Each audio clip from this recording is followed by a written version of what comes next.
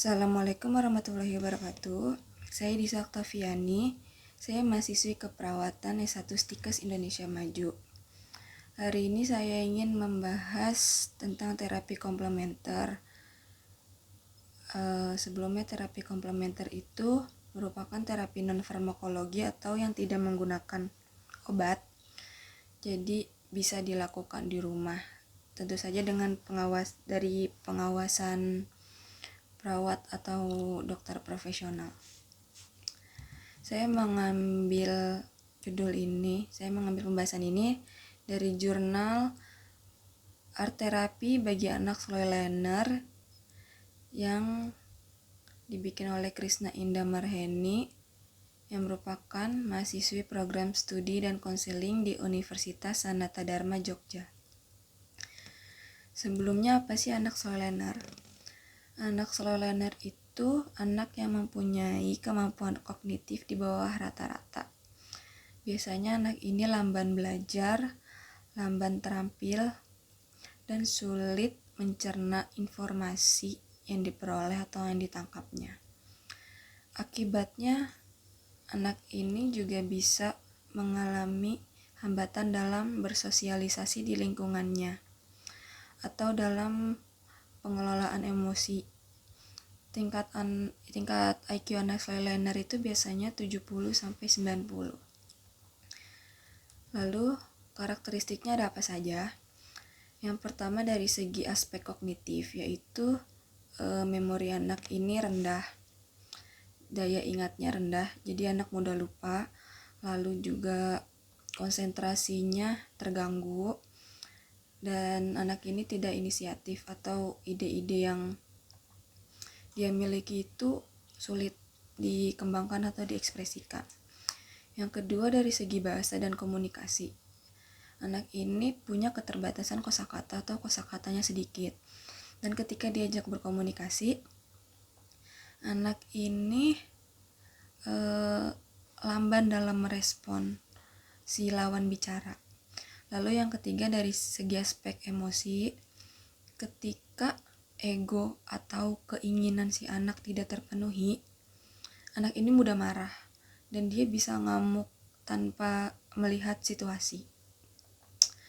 Dari segi aspek moral dan sosial, anak ini sebenarnya dapat bergaul, tapi kembali lagi jadi lingkungan itu juga berpengaruh. Lingkungan mendukung si anak untuk belajar bersosialisasi. Lalu selanjutnya, apa aja sih masalah yang si anak slow learner ini hadapi? Yang pertama itu dari segi prestasi.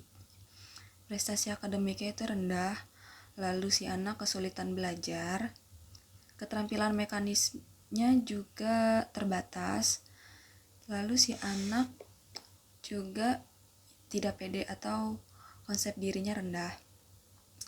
Dan ada di permasalahan komunikasi, anak itu terbatas. Lalu terakhir, pemahaman peran sebagai anak-anak di lingkungan sosial itu tidak tepat. Selanjutnya, anak slow learner ini bisa kita dukung perkembangannya dengan terapi komplementer yang tadi saya bilang. Salah satunya dengan art therapy. Art therapy ini satu perlakuan kompleks yang melibatkan komunikasi verbal dan visual dengan menggunakan materi atau media seni. Yang dilibatkan itu kemampuan dan partisipasi individu dalam proses pendampingan.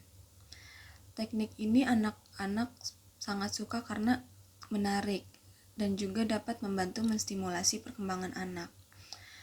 Dan di art therapy ini ada beberapa media yang bisa digunakan. Yang pertama itu ada kinetic sand. Kinetic sand merupakan pasir kinetik. Bedanya sama pasir biasa itu, pasir ini kering ketika dipegang, jadi tidak mudah basah, lalu tidak berantakan, jadi lebih padat. Lalu yang kedua bisa dengan games, misalnya games tebak-tebakan, tebak gambar, tebak kosakata, kayak gitu. Terus yang ketiga Ada clay. Clay itu tanah liat.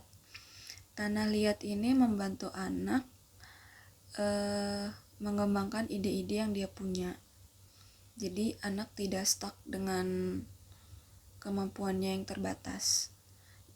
Itu juga dibantu dari pendamping.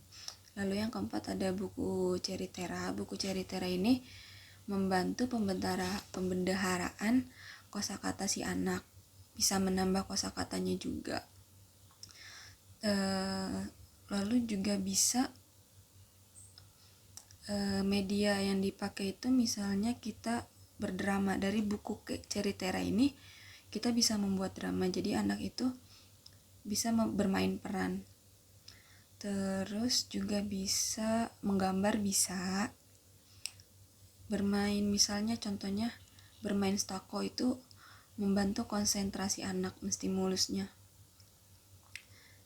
Ya, jadi itu saja yang dapat saya berikan pengetahuannya tentang terapi komplementer di kesehatan selain mengkonsumsinya.